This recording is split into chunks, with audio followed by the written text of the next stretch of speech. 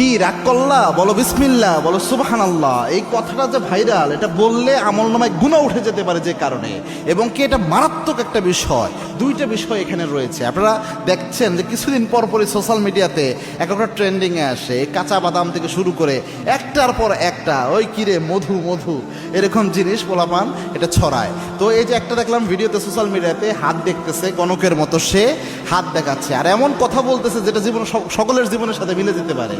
আর দেখার পরে বলতেছে যে ঠিক কি না, ওই ছেলে বলতেছে ঠিক। কি রাগ করলা, কয় না, কয় বলো বিসমিল্লাহ, বলো সুবহানাল্লাহ। এখানে প্রথম যে বিষয়টা হয়, রসুলের একটা হাদিস জানেন, আল্লাহর হাবিব সাল্লাল্লাহু আলাইহি ওয়াসাল্লাম জানিয়েছেন, আবু হুরায়রার বর্ণনা, মান আতা কাহিনান, কোনো ব্যক্তি যদি গণকের কাছে যায়, গণকের কাছে যে হাত দেখায়, আল্লাহর হাবিব জানিয়েছেন যাওয়ার সাথে সাথে 40 দিনের আমল বাতিল হয়।